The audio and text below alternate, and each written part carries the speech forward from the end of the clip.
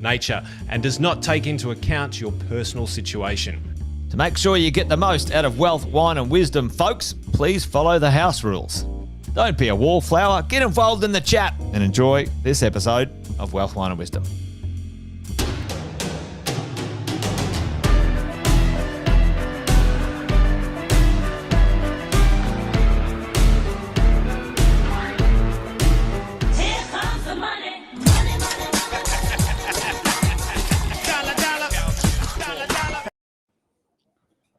I love that.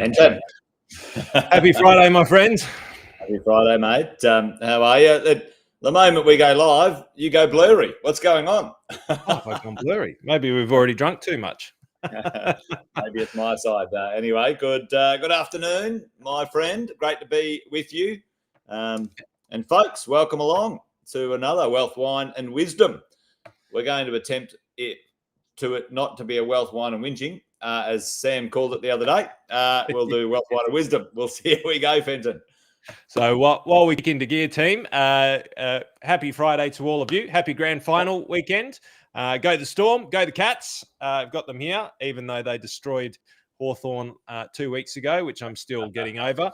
But let us know where you're listening in from around Australia. Jason's somewhere else. If anybody can guess whereabouts Jason is, we'll give you a prize. It might just be a verbal recognition, but we'll give you a prize of some sort. But put it into your social stream, whereabouts you're coming in from, and we'll just introduce the show. So for those of you dialing in for the first time, welcome to Wealth, Wine and Wisdom. Wealth, Wine and Wisdom was put together in the COVID times where misinformation or Trump fake news was running rampant all around the place. And unfortunately, when people needed truth and stable information most, that's when the media channels, the politicians decided to lose their mind and just spit out absolute garbage left, right and center. You all know exactly what I mean. So Wealth, Wine and Wisdom was designed to cut through all of the clickbait journalism designed to capture your attention and scare the living daylights out of you and bring some rational,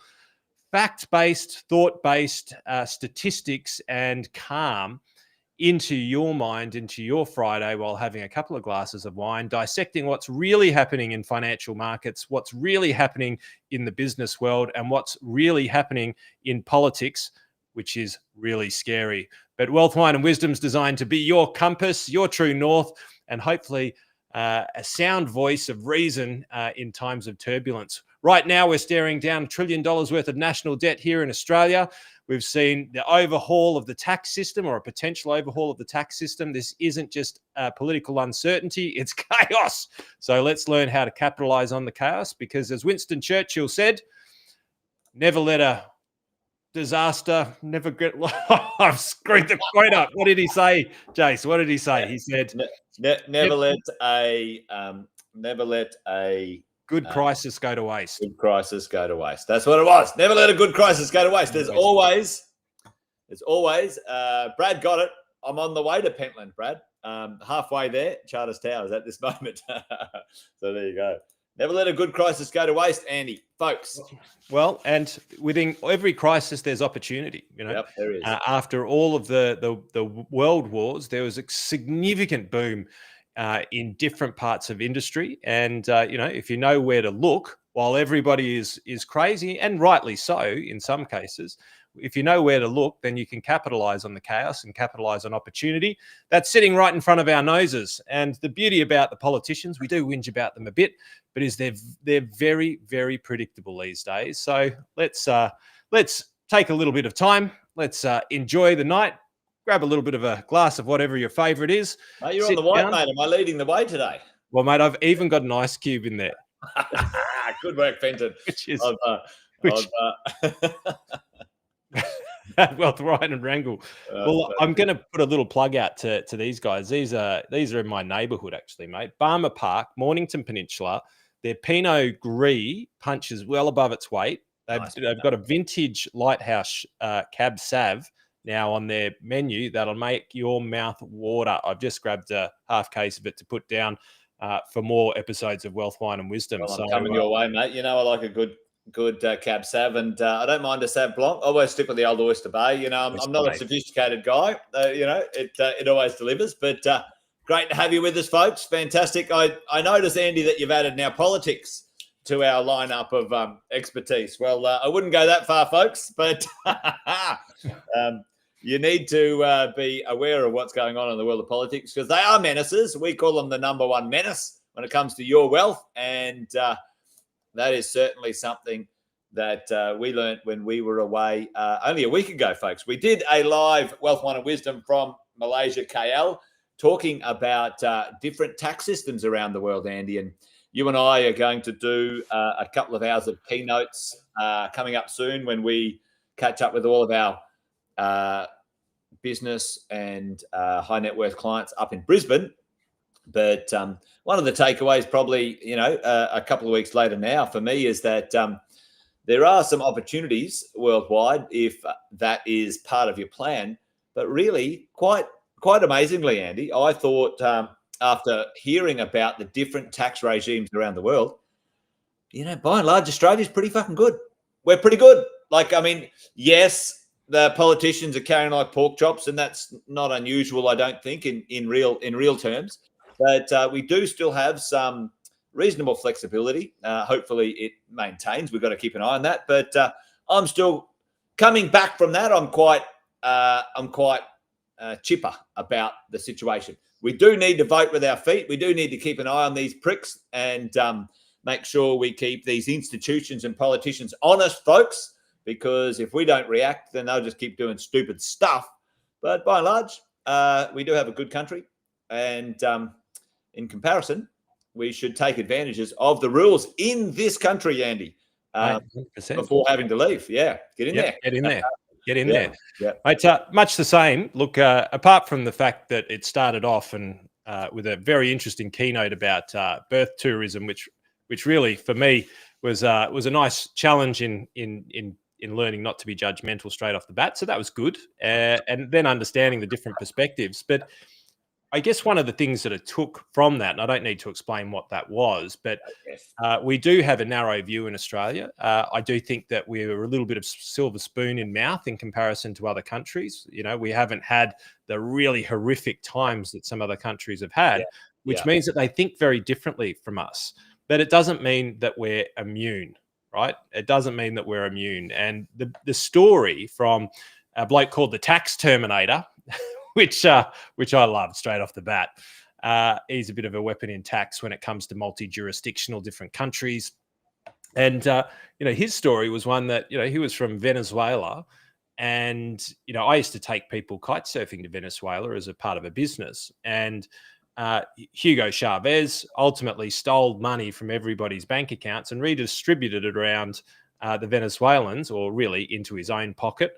Under his mates and his cronies, stole the whole country's money. That was crazy. Stole everyone's money. Shut down the banking system under the guise of equality, or under the myth of equality. And what was that? Only like 12 or 13 years ago. It was in recent history, wasn't it? I reckon it's probably more like 20, but something like that. I don't know the exact date. It wasn't like it was like 100 years ago. No, it was in recent history. So it puts in perspective where we're at, doesn't it? Yeah. Well, I mean, I was over there when somebody tried to kill Hugo Chavez with a rocket launcher. The general people over there using slightly larger caliber weapons, and they missed. But it provides a unique perspective that we don't have here. But it also is sort of, you call it the canary in the the canary in the coal mine. Yeah. We should learn from history, and we should read history, because where you end up with socialist type of policies, then you end up with more control in the government.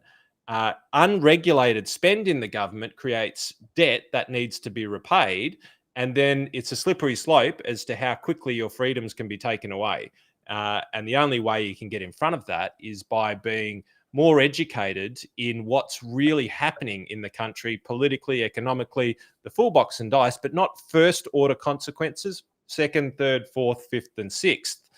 And understanding exactly what these policies today mean, what to domestically do about it, and internationally. And I've got a few things to say. To that end, Andy Fenton, let's get into it today. Let's not pontificate. Let's opinionate. What is going on out there in the world of the market, and our observations of what's going on. We call it Decanting the Week. So straight after this, we'll be back for Andy's Decant the Week.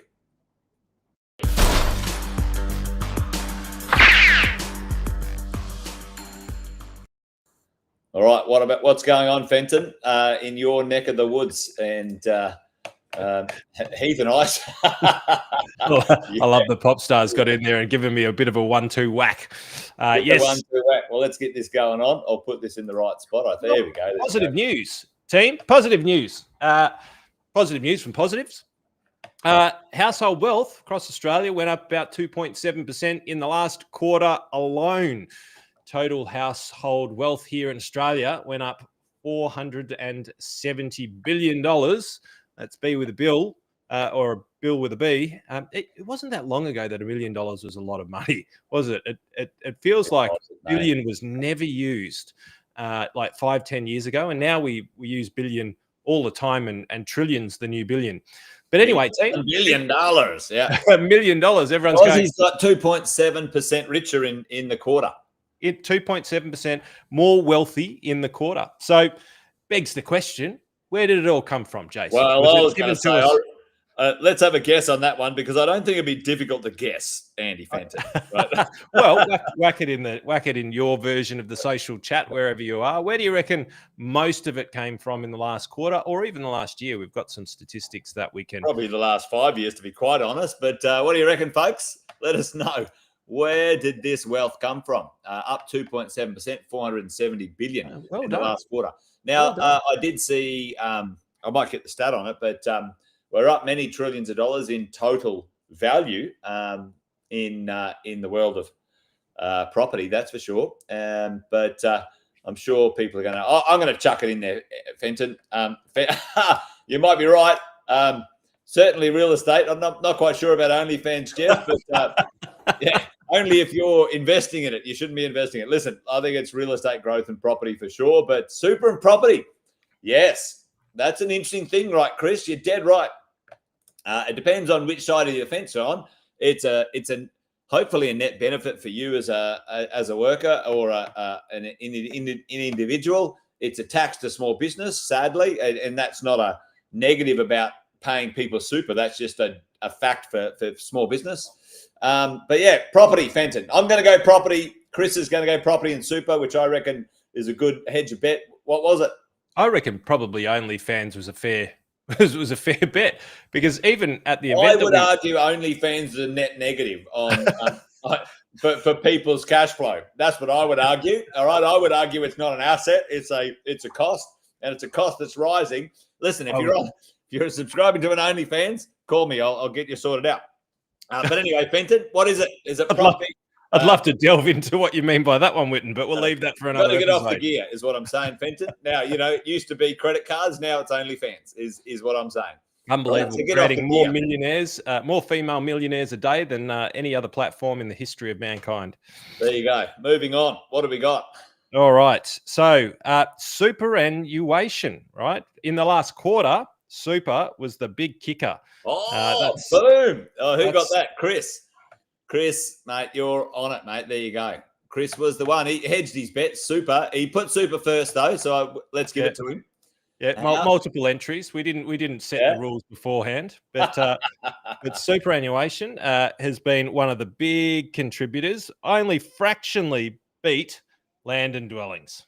Yeah. Right. So, and believe it or not, they've been pretty consistent, like quarter to quarter, as far as overtaking each other. So if we look back over the course of the year, 4 quarters ago, or almost a year and a little bit ago, it was definitely property that was smashing it. But super has been Mr. Consistent or Mrs. Consistent for some time now. But not just in those areas. Liabilities have actually come down a little bit, which is good. Yeah, interest rates going down, which is great news for people. Now, I do know a lot of people, and this is smart too. I always say buy well, never sell. Some people are taking some profits and some gains at this point, Andy, and reducing their debts, which is, sometimes not a bad move at the right time, folks, at the right time, not too early. Chris nailed it. We'll have to get him a gift somewhere. We'll send you a sticker or a hat or something. We need a few Wealth, Wine and Wisdom hats. Actually, that's what we need. If one of the team are listening in, remember that one, folks. Wealth, Wine and Wisdom hats. We need the shirts, mate. We need a shirt. But listen, I'm gonna chime in here with this one too, Andy. And listen, the number of millionaires keep rising as well, and predicted to keep rising. I think that number in the US is skewed due to Jeff's channel there, but well, listen, this is an interesting one because the Australian world. Let me make sure I get a bit of a color on here. Australia's looking good, but we've had a pretty good run from 2000 to now, and I would say the majority of millionaires are property millionaires in Australia. Really, at the end of the day, there are a lot of wealthy people in Australia that you and I call them, Andy. We call them the poor little rich people. The poor little rich people. Do you know somebody, or are you one of them? These poor little rich people who are now asset rich but cash flow poor. And I believe that the next 20 years is going to see an unlocking of that of those asset rich people. I'm going to talk about something in a minute, but I'm going to chuck back to you, Andy, because I'm getting excited. But anyway, super and property people have gotten wealthy. They have. So I thought I'll bring up some of the ones now because of the public environment here. I can't actually name who the funds are, but this is a selection of. We could play guess bingo. We can play guess bingo. I don't think anybody's going to get it, but these are some of the growth funds that we use for our clients in the retail super world. Yeah, and these are the net performance fees, right? So. Anywhere over and the 5-year fee. So this is from a balanced fund down the bottom, which is 9.87, and a balanced fund is 70% in growth assets and then 30% in defensive things like bonds and term deposits and cash. And up the top, it's more like 85 to 90% in growth assets. It's not. Yes, who is it not? Luke, it is not AMP, nor is it invested in AMP. But we've been punching almost 14%. In this case, it's not an unlucky number, 13%, 13.9% every year for the last 5 years. 5 years. So that is having a hell of an impact on people's superannuation balance, even 12%. I did line these up with some of the stats from the industry super funds, and I'm happy to say that we're beating most of them, if not all of them. Not AMP. Well, not I mean, AMP. Well, folks, do the math. One of you at home could do this with ChatGPT pretty quickly. If your growth is compounding, your return is compounding at 14% per annum compounding, how quick does your wealth double? And that's an interesting one. Put that in the chat when you work it out. Somebody do that maybe at home or whatever. But Andy, that's pretty impressive, right? Let's just do it live on air. Live on air. Live on air. Why not? I reckon we should. Oh. Hey, ChatGPT, if you've got investments compounding at 13.93% every year, how long until your money doubles? Go ChatGPT. Now, listen, ChatGPT is an interesting one because it's an absolutely brilliant partner in working things out, due diligence. Be careful, folks, of people saying, all right, I'll ChatGPT my strategy. Andy and I have been road testing it. And certainly when it comes to the nuance of financial planning and property investing, certainly it's got some good ideas, but the reality is it's just surface stuff. Don't be trusting that. Chris Mack says 5 years. Chris is on fire today. He got super straight off the bat. So what's the go? Has ChatGPT worked it out or not? Yeah, it has, but it's given me a beautiful answer here. So it says at 13% annual compounding return, you can use the rule of 72 for a quick estimate. Boom. The room of 72.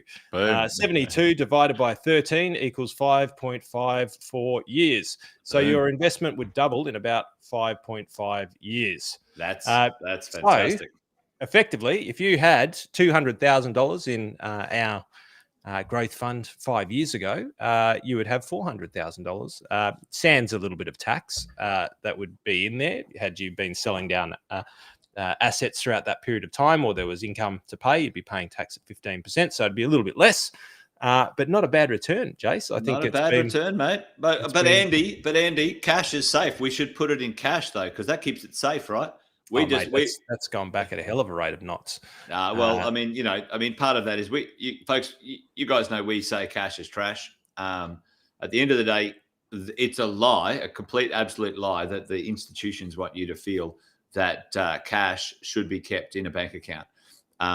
Your wealth devalues, folks, and your buying power devalues. It doesn't keep up with inflation minimum, and then some if you pick the right assets. So, well, I've got a chart that can show you over 20 years, if you had $10,000 sitting in cash, that it buys less than 40% of what it otherwise would have. So in other words, the real purchasing power drops from $10,000 down to $4,500 over, I think it's 15 years, a big part, 15 years. Well, that was one of the big takeaways, I think, Andy, that really came home to roost, folks, for me, and maybe Andy had a different takeaway. But listen, when I was listening in, in KL, these world leaders in investments, worldwide investments, everyone, there was nobody that said cash is safe. Actually, cash, if you hold cash, folks, it's a scam. Cash is a scam. Assets that at least track with inflation plus a couple of points are a minimum expectation for where your money needs to be. Sadly, we're institutionalized, Andy. We're institutionalized, folks, that, investing is risky and money in the bank is safe. What an absolute crock of shit. Crock of shit. Yeah, crock of shit. But anyway, that's what we love. We love to learn, and then we love to teach. And also, more importantly, folks, we love to implement. And that's what Andy and I like to do. That's really why we hung out and got going at Wealth, Wine and Wisdom, and eventually teaching at the Exit Plan. If you are not making your money work, sitting in cash and bank accounts is trash. There's an argument for some small amount of liquidity required, but the minimum required in cash, and then the rest is working somewhere. Whatever assets that you want to be investing in. So there you go. So Andy, that's pretty special. Those returns, pretty handy. I'm not quite sure what's happening here. I think that Chris is actually having a conversation with two versions of himself. There's Jeff McGee and Jeff McGuinness. That's hilarious. He got the cap. Now he's looking for the T-shirt. All right. Now there is funnily enough, when we first launched the Exit Plan, folks. Anyway, this is a complete sideways. Andy and I, the team, got Andy and I some merch, and they got us Exit Plan underpants.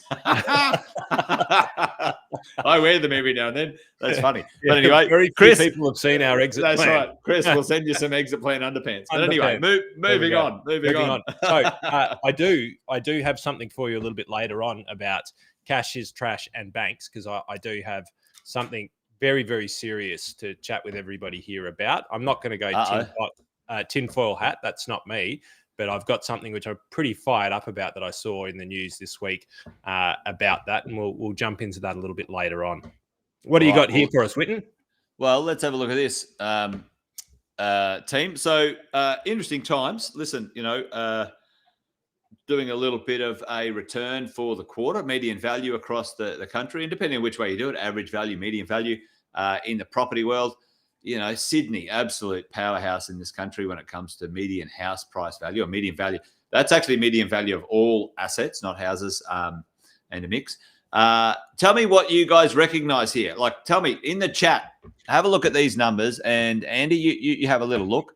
What's the odd duck out? What's the odd duck out here, folks? Andy, this is that one from what you were just saying a moment ago in where short-term observed, maybe, I don't want to say uneducated, but let's say uninformed. Uninformed observation of information is probably a flaw. What's the odd duck out here in these numbers? Tell me what you see here, folks. And it's misinterpreted or misanalyzed data as well. Yeah, 100%. Yeah. How to Lie with Statistics, one of my favorite books. It just I love that book. Love that book, How to Lie with Statistics. That's yeah.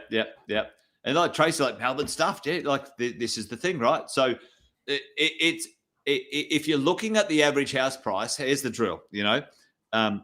Sydney, on the up. Brisbane has overtaken Melbourne, right? Adelaide, absolute rock star for the size of it. Perth, the comeback kid. Perth was an absolute wasteland for 10 years, right? Shit the bed. Take it easy. We've got friends over there, Jace. Oh, listen, I love the Perth guys. And listen, really, Perth catapulted me and Sam in Positive Real Estate onto the real estate market. We rode the Perth market from 2001 to 2007. We rode it, and it was just an upwards like this. And then it shit the bed in the mining era, and for 10 years, right? So, you have a look at it, right? So have a look at this, the big five, Fenton, Perth, Adelaide, Brisbane, Melbourne. What is the number, folks? What is the statistic? Do some stats here. Let's lie with statistics or educate ourselves with statistics. Yep. What's the odd duck out here, Fenton? What's the odd duck out? Tell me what is going on here, folks. And I'll put you out of your misery quickly because maybe it might take a bit of time for the chats to come through. Tell me what across here. All right. What's the population of Sydney, folks? What's the population of Melbourne? What's the population of Brisbane? What's the population of Adelaide? Let's do that, right? Sydney's about 5 mil, right? You got, I think Melbourne's about 4.5. I think 4.4 now because another 100,000 of them have moved up to Queensland. Well, this is the floor. This is what I'm talking about. You've got Adelaide and you've got Perth, all right? Now, how's that M1? You know what? The only thing that I found 2 million comforting is there more than 1 million people in Adelaide? I don't even know, right? Nobody does. Seriously, how does Adelaide with less than 1 million people? Anyway, it's probably more than 1 million. But put it in the chat for me, folks. That's exploded. Melbourne is 4.5 million people. It is the cheapest median house price in Australia. You go and now do the next check. And here's my next call, Fenton. I called the greatest undersupply Australia's ever seen, the greatest disaster. I was doing presentations in 2019 before COVID hit about this. It was coming like a freight train. COVID just finished it off. And here's what I'm going to tell you. Check it. Just go and watch the first few episodes of Wealth, Wine and Wisdom, which happened at the beginning of COVID. Yep. You can watch me, my ass pucker and clench when Jason said live to thousands of people that property was the only place to be. Yep. Well, listen, Melbourne's on track. For the first time in Australian history, Melbourne is actually having a net internal migration. It's actually a net positive. Why? Because it's one of the cheapest places in Australia to actually buy a house, right? Brisbane, like if you want a house and you can still get good jobs. Now, there is some political uncertainty in Melbourne, right? 1.9 for Adelaide. Thanks, Rosie. I put 2 million there, but that's right. And 2 million maybe for Perth. That's good. And 2 million for Perth. So, listen, at the end of the day, folks, Melbourne, 4 million. The average income in Melbourne is still quite high. I think it's number 3 in the country. I think it's Canberra, Perth, then Melbourne, or maybe number 4. Still good incomes. Here's what I'm telling you. Melbourne is being kicked in the guts politically. Once everyone wakes up and realizes their politicians are shit, Melbourne's a comeback kid, mate. I'm telling you. It's got great sport. It's got great food. It's got great people. And, folks, it's the cheapest damn property price in the country. I'm calling it, Fenton. I think Melbourne's undervalued by about $150,000 for the fundamentals. It should be more expensive than Brisbane. Brisbane's 150 grand more than Melbourne, for fuck's sake. Never in Australia's history has that occurred before. Not that I'm negative on Brisbane, but here's the drill. The yields in Melbourne have popped in comparison. so the yields are averaging for the stuff that we're looking at 4.5%, 5%. Yields in Melbourne have tracked at 3 to 4% for 20 years. That's upside down now, so you get good yields. Melbourne and Brizzy are a bit lower. So anyway, I'm saying that 803, the lowest median house price of the big five on the East Coast, is a steal, right? A steal. But look at this. But here's what's going to bring it home to roost, Andy, and folks listening in. We saw it in. Oh, yeah. Hey. Yes. So here's what's going to bring it home to roost, right? Now, in the short term, this will compress the pricing, Andy. Right, so we didn't actually say what it was. So No. The headline reads, Victoria strips council of rezoning rights to unlock housing. Unlock housing. Well, listen, if you have a look at the housing supply charts, Victoria is the only state. Hey, Victoria's coming good when it comes to actually meeting the supply. They're actually going to meet their version of supply in the state. Now, what does that mean, Andy? What does that mean? Here's what that means. And you talked about second and third and fourth effect. Yes. If Melbourne can meet the supply, it will compress the prices for a little while. It will. Okay. So, folks, don't get your knickers in a knot that Melbourne doesn't blow up like Brisbane for 3 or 4 years, right? It's called latent market activity. It's being compressed by supply. It will be compressed. But when it comes good, it will accelerate, okay? Why? It will catch up. It'll have a latent catch up. Supply will happen. And then what will happen, folks? People are mobile. Now, if you have to fucking, your first home, you're in Sydney and you're paying 1.5, where you can go to Melbourne and you can get a house for 750, right? And still get the same job. Here's my call, Fenton. The next 5 years, Melbourne's going to get an influx of Aussies. It's still a great place to live. If the government just tunes up a little bit with infrastructure and some attraction mechanisms, Melbourne's going to be the place to move to. It will have an influx of jobs. It will have an influx of people, and it will grow quickly, and it'll become, within 10 years, it'll become the number one populous state. And I reckon that property price will grow. It'll be slow a little bit because oversupply or market supply will be good. It will attract people to move from Brisbane. They will move from Brisbane and they will move from Sydney to Melbourne, because they will buy a lifestyle $200,000-$400,000 less than other places. That's my call for the next 5 to 10 years. I know it doesn't feel that way in Victoria. It's not been engineered on purpose, by the way, folks. There's no mastermind behind this. This is accidental, right? Because the politicians could not engineer this properly. But that's my call, Andy. That's my call. That's what I'm saying, right? And I think that's going to have a pretty good effect in the property prices, and we're already seeing it in what we see in Australia's market right now. So, but it doesn't take away any of the value from Sydney. It doesn't take away any of the value from Melbourne, for Brisbane or Perth or Adelaide. I'm just saying,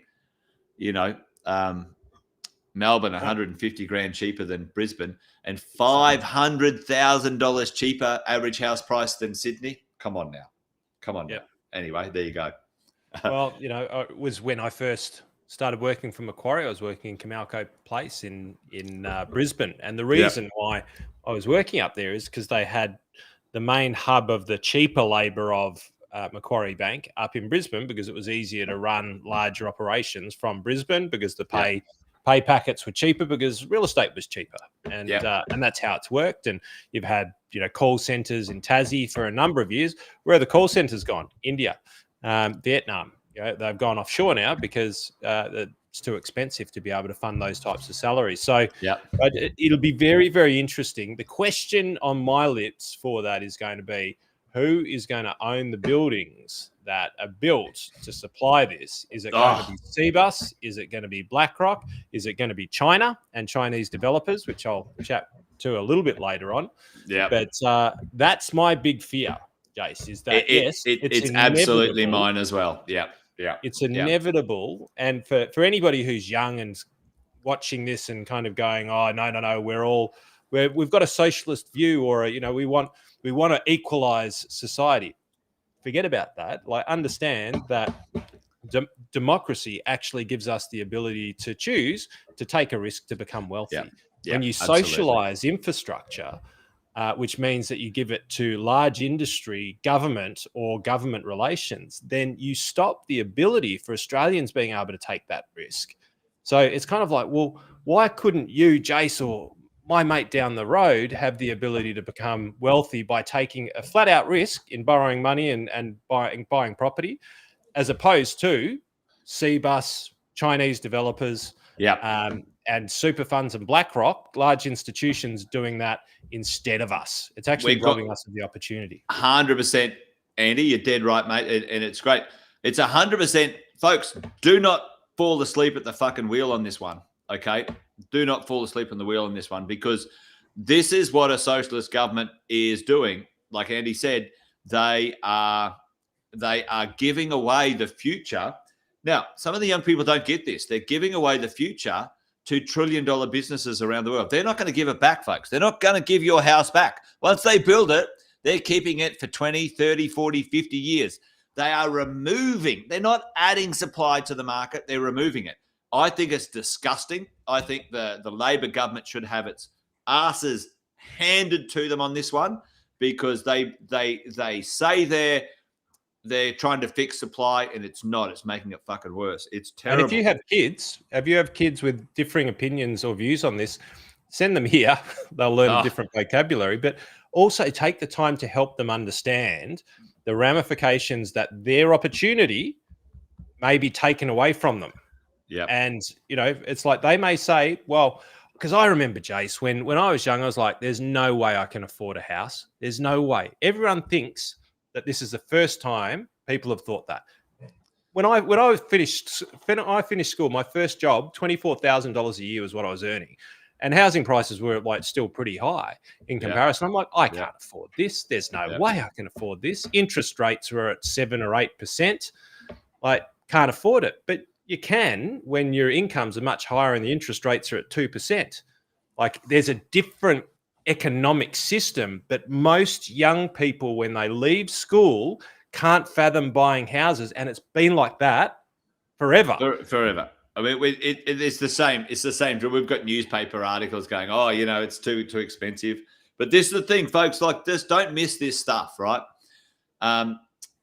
39,000 apartments right now are under construction.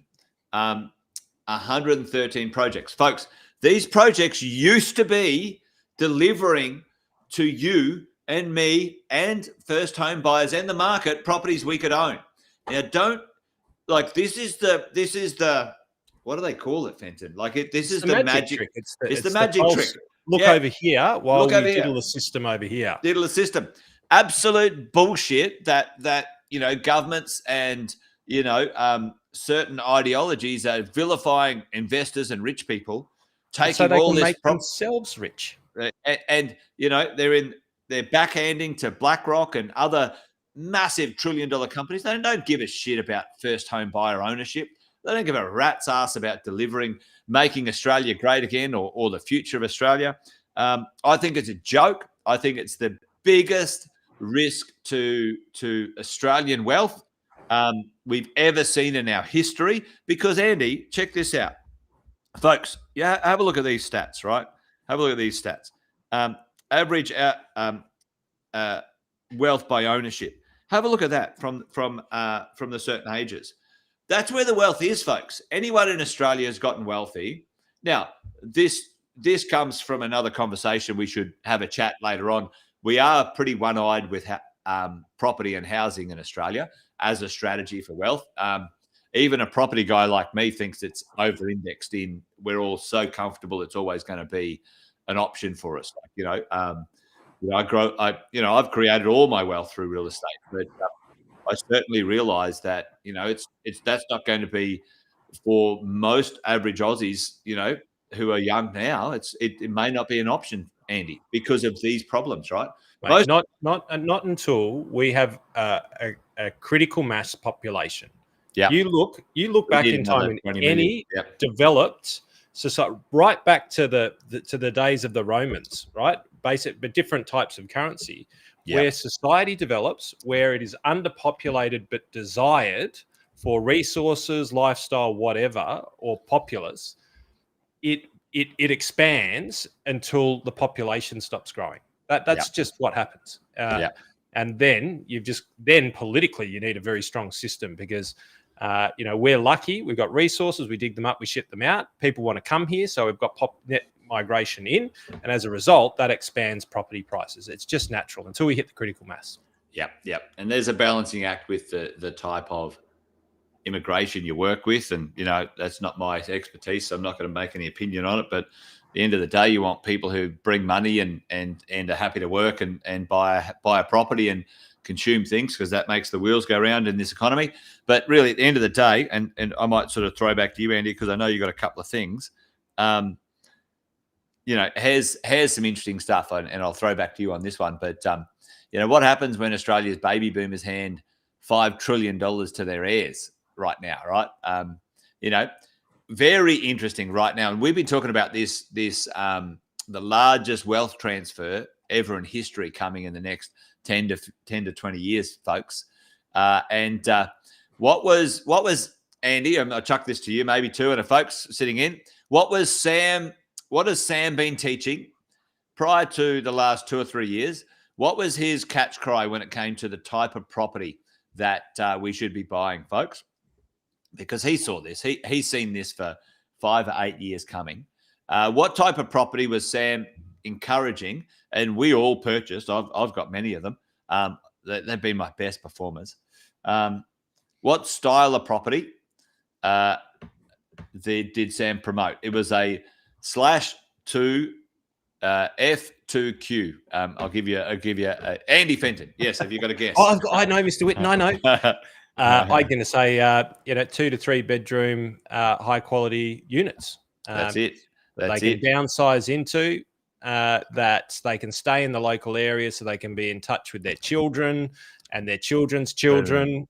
But they want no backyard. They want nothing to take care of. They want a simple, easy life, and so they get something high end with enough space that maybe their sons and daughters can stay at Christmas time, and that's it. Makes sense.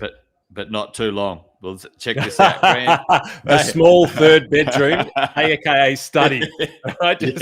So you can't get comfortable. That's it. Look at this. Grandparents driving up luxury unit prices in their favourite suburbs.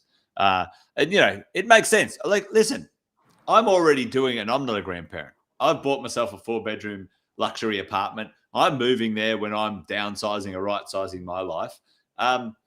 And I want an apartment with no damn pets, no damn children, no maintenance. I lock the damn thing up and I go traveling, or I can be granddad. My wife and I can be grandparents. No stress, no worries. I'm already doing it.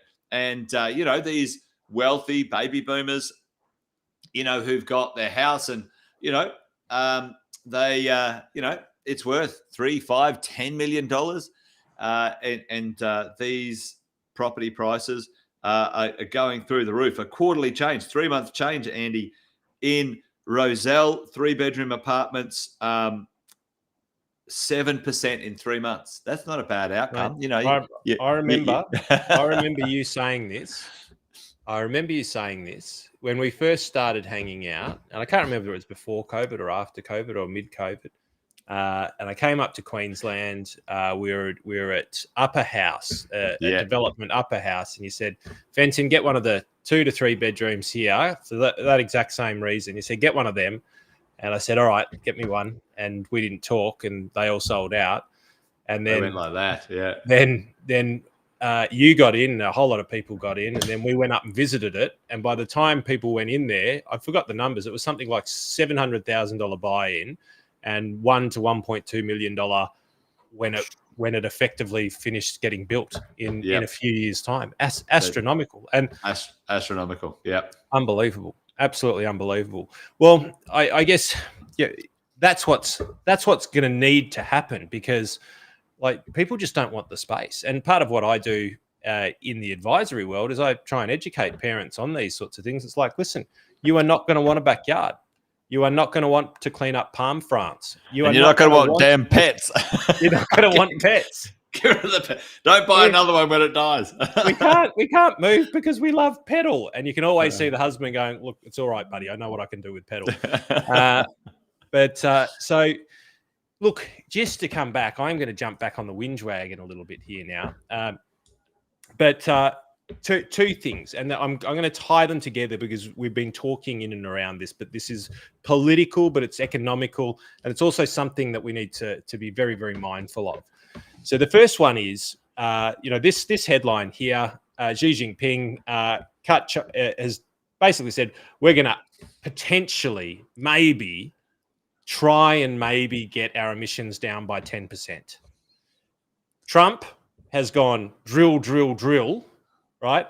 And Twiggy Forrester actually had something very interesting to say, but he's totally conflicted as well because Twiggy was all in on green energy and Trump's kind of put a bit of a napalm on his desires. But if China is using our coal, the world is using our coal, we're not using our coal, right? And we're net zero. And as we were chatting about the other day, Jace, the only net zero we want at Wealth, Wine and Wisdom is net zero tax. We want you to pay net zero in tax, and we want to show you how to do that because it's very, very possible, right? But ultimately, net zero, our chase to net zero is killing us because our coal is still being burnt, Jason. We're sending it to someone else. Now, if we get to net zero, but China don't get to net zero or don't even try, and the US don't try, and the rest of the world really don't try, our difference that we will make in the world is insignificant. But what we are doing as a population is catastrophic. Highest energy prices potentially in the world where we should have one of the lowest, right? So number one, I think it's good to think green and to look green and to go green, but it's not at the detriment of our competitive nature as a country, because we're competing. Mark my words, people. We compete. We compete for the best people in the world. Well, the number one thing worldwide. I should grab this study. It was a really good study, which is economically a country and its population, if it's got access to mid to low quality energy, it's wealth and innovation, folks. Wealth and innovation, health, wealth and innovation is exponentially growing. If you've got cheap, consistent energy in this world, then your potential of expanding the economy and innovation and technology and solving the world's problems, right? Like innovation only happens. You want to solve climate change, you want to solve, diseases, you've got to have access to energy and cheap energy, because when you don't have access to cheap energy, businesses can't run. It's a crazy thing, right? It's a crazy thing. So it's a negative self-fulfilling prophecy on the opposite, isn't it? I'm all for net reasonable. And I think that in taxes as well, we should have net reasonable.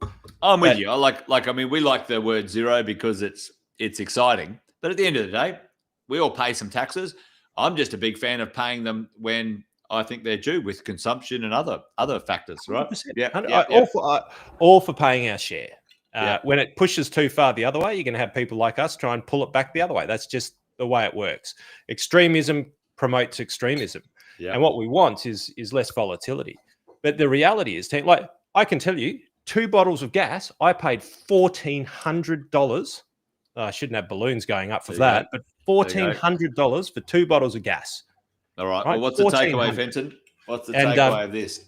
Well, that cost me $400 a few years ago, right? So it'll keep inflation here. It'll keep high cost of living here, which starts to then degrade the quality of living for people, really, at the end of the day, and the ability for people to get ahead, right? 100%. Yeah. Absolutely 100%. So just be aware of these conversations when it comes. But China is a main player because we are competing against China. We're competing against every other country. Just as we need to understand that as a nation. Like we do at the Olympics, there is an economic and political, we compete, and it should be healthy competition. But right now we're losing it because of policies like this. Yep. And then we've got our Jacinta Allen, which is our premier, who is now scooting over to China. It's funny. Maybe she's going over there to hang out with Dan Andrews. I'm not quite sure. Maybe there's a good bar over there. What's going on there? So she's going over to China. I think, Jason, right, because she's going over there in part to fund the suburban rail, which is bankrupt, right? It's basically bankrupt. They have no funding for this thing. So this thing needs to be shit the bed on this thing, right? It should have been one of Australia's greatest infrastructure projects ever. It should have been. That's what it should have been. And it's unfunded. I blame the CFMEU. I fucking unions, mate. Well, but anyway, they've got some interesting stuff going on in the news as well at the moment. But Jacinta's going over there, and I reckon she is going over to chat with Chinese property developers to populate South Bank and the area on top of the suburban rail, and get the Chinese property developers to come out and build Melbourne out, because she needs to pay for this thing somehow. And this is closing the loop on the conversation. My tip, Jace, and this is what I want people to watch. I may be wrong, right? I'm guessing here, but it's an educated guess. I reckon she's going over there to do some deals with Chinese property developers so she can fund the bankrupt project of the suburban rail loop. And in doing so, takes your ability, Jason, my ability, my next door neighbours, your next door neighbours, every Victorian in Australia. It takes their ability to buy and put their money at risk in order to profit from the development of those properties. But it also add value to the Australian economy. Like, this is the thing. No politician is calling, hey, Aussies, we need to invest in our country. Let's do something together. You know, I've not heard one iota out of any of their mouths are like, all right, well, let's make Australia great again by, you know, I think I shared. You can't use that headline because you get Trumpified when you use that one. That's true. But really, at the end of the day, like, I mean, you know, we've got one of the wealthiest super systems in the world, and they're off somewhere else in the world investing in property. Like, it blows my mind. Can you start up a self-managed super fund and invest in property? ASIC is going to have a good look at you. That's not right. Yeah, that's not a good idea. You know, don't help the Australian economy. But, one of the most successful asset classes in the history of Australia. No, that's too dangerous. Too dangerous. Fucking hell. Yeah. You should not invest in those things, young man. You do not know what you do. Yeah. Anyway, institutions, mate. The three menaces, right? You know, the politicians, the institutions, and you know, the relationships you have. Like, those three are the big eroders of wealth. Yeah. Yeah. And as we come to a close, so that's my tip, Jace. I think that's going to happen. I think it's a foregone conclusion. I think that's sad, but I really want people to know about it, because ultimately, like, the other part is get in on the game, because if they're doing it, that's going to have an effect, right? So be aware of what's going on so you can make educated decisions. Right, closing the loop on cash is trash, Jace. Let me see if you can pick up where I'm going with this, because everyone's going to think I'm wearing a tin hat or a Alfor hat. Let's see if we can pick up what you're putting down. Westpac is phasing out some of its tellers and replacing them with new branch concierges whose roles will be to assist that was a Freudian slip.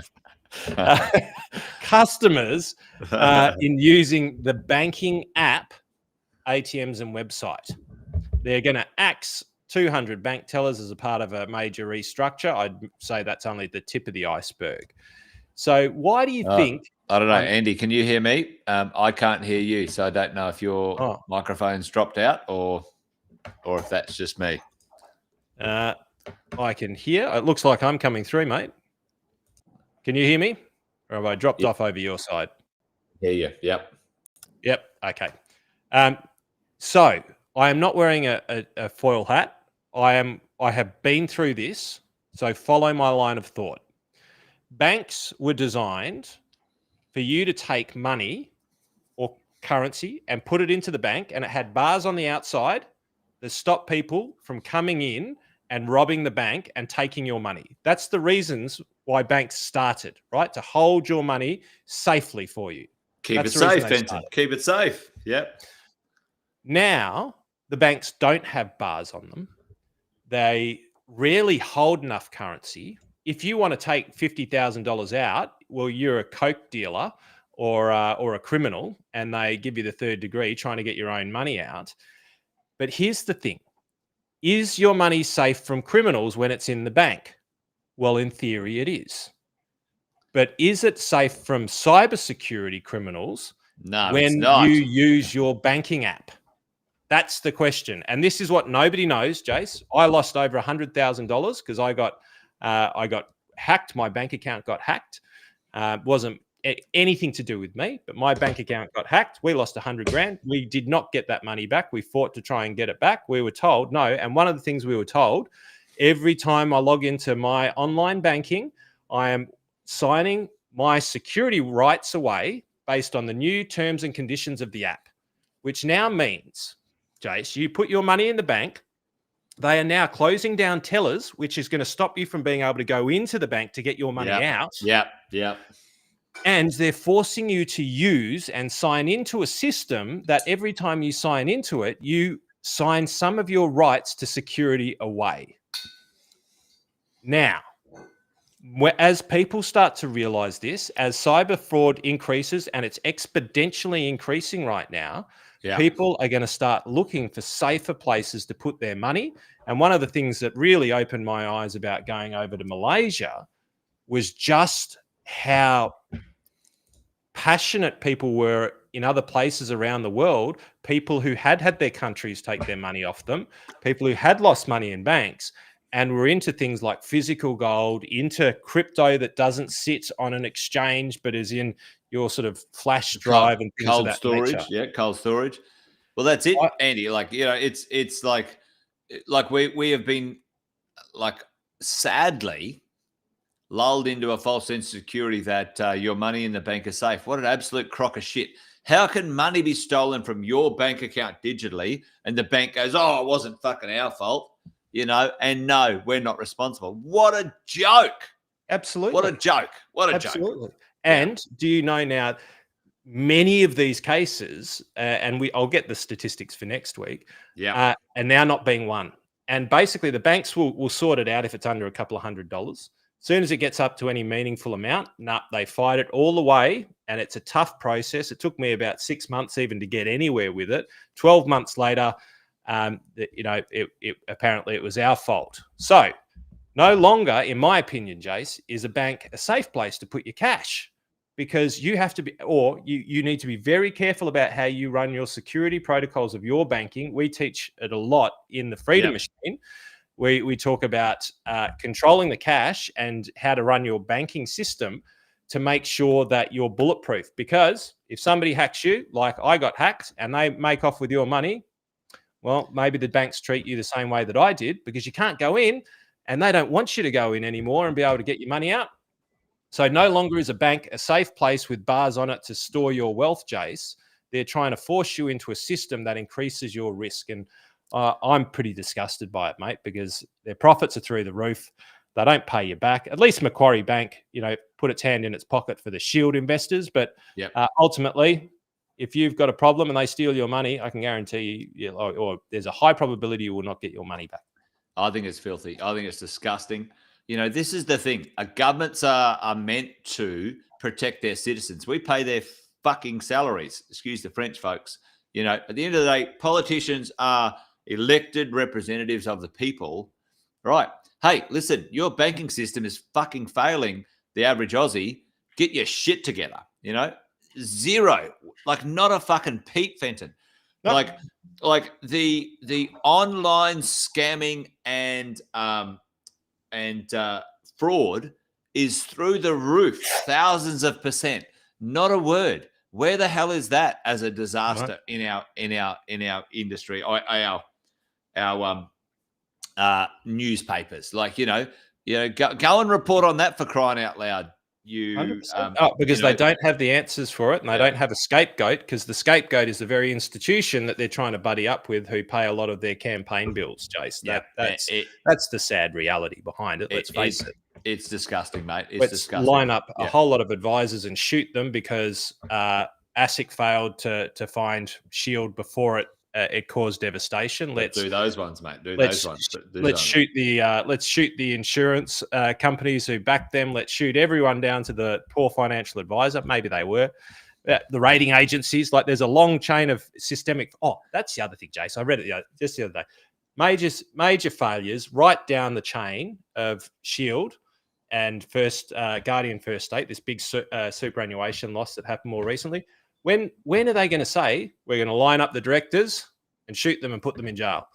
No, they're like, well, we'll shoot the financial advisors, put them in jail. We'll shoot the ratings agencies. It's like they're literally they're dealing with everybody other than the cause, and it's because the cause is too big for them to take on. They're like the middle bully in the schoolyard. Like, we'll only pick on the kids smaller than them. That's right. Well, listen, folks.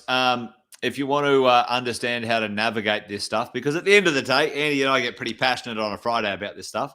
But you can be part of the problem or you can be part of the solution, right? And if you want to be part of your own solution, because no one's coming to fucking rescue you, let's face it. Sadly, no one gives a shit, especially our government and our institutions. They're just looking at you as a taxpayer or an asset that they can leverage, a future pension. If you want to know how to navigate this game that we play, folks, and there are some rules that you can take advantage of. I'm telling you right now, even though Andy and I talk about making sure, Fridays are awareness from us, and maybe the more wine we drink, the more ranty we get, but that's okay. We did stay in the solution happy zone for at least 30 minutes. A little bit, but there you go. But appreciate you, Luke. Thanks for joining us, mate. If you want to come along, folks, and hang out with Andy, he will spend an hour and a half with everyone. Freedom Machine right there. Scan that QR code, and he'll talk about the solutions that Andy and I have uncovered for everyone. Listen, folks, at the end of the day, there are some rules. The wealthy use them. You don't get taught them in school. You're not getting taught them by the banks. You're not getting taught by the institutions or anyone else. If you want to work out a few things, then Andy's going to take you through another hour and a half of that stuff. So scan that code, come along and hang out with Andy and hang out. Appreciate you, Melissa. Thanks for coming along and Wealth Wine and Wine. We didn't wine too much, did we, Trace? Good on you. We'd love to see you there. Listen, at the end of the day, Andy and I are passionate about educating Australians about what you can do about this stuff, folks. Listen, here's what I know. Australia's a great place. It can be a shit place if we don't pay attention, or it can be an amazing place if we do. Every single one person who has awareness, that now votes well, that teaches their kids better about wealth. At the end of the day, it's not about taking from the system. It's about making sure the system is available for everyone to benefit from. Right? That's what I believe. So anyway, go and hang out with Andy. He's got a couple of things on. Anyone who's in our mentoring or coaching program and our exit plan program, make sure you register for the exit plan coming up in a couple of weeks' time. We'd love to have you there. And for 3 days, we deep dive on this stuff and talk about the 27 strategies that we've created that help you navigate this stuff and, maybe bulletproof your financial future and create legacies for your future. Andy calls it Live, Love, Legacy. We like the idea of you creating a legacy for your future. And, thanks for joining us today, folks. Appreciate you. And I think that's about it, Fenton. We're done. All right, team. Well, happy Friday. Good luck at the grand final. Go Storm and go the Cats. And you'll probably be saying. No, mate, go the Broncos this weekend because hopefully they get in, fingers crossed, and go the Brisbane Bears. Brisbane Lions, isn't it? And not the Bears, Brisbane Lions. It could be that's the second time this has happened. And I'm not sure if the girls are in there as well.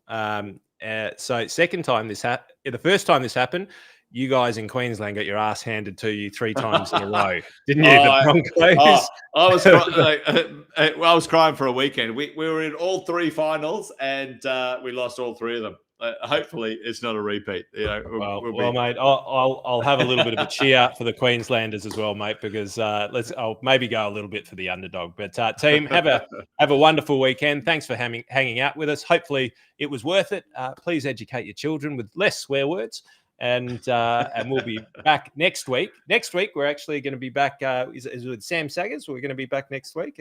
I'm unavailable next week, but Andy and Sam, it'll be a special episode, folks. Make sure you don't miss that one. Andy and Sam are going to riff on this and make sure they bring you all the wisdom for next week. But that's it, folks. Take care. It's a good night from me. And it's a good night from him. Good night, team. Good night, folks. Take care. Thanks for watching another episode of Wealth, Wine and Wisdom. Make sure you like, subscribe and turn on the notifications so you never miss a thing, folks. We'll look forward to seeing you next time. Debrief the week with Wealth, Wine and Wisdom. Every Friday at 5 p.m. Victoria and New South Wales time. We know that Queensland, South Australia, WA have different time zones, as does Darwin, but we're sure that you can do the calculations depending on whether it's daylight savings or not. You can also catch up on all the episodes wherever you get your podcasts. Make sure you check out the Positive Mentor podcast from our 6-star team at positivementor.com.au.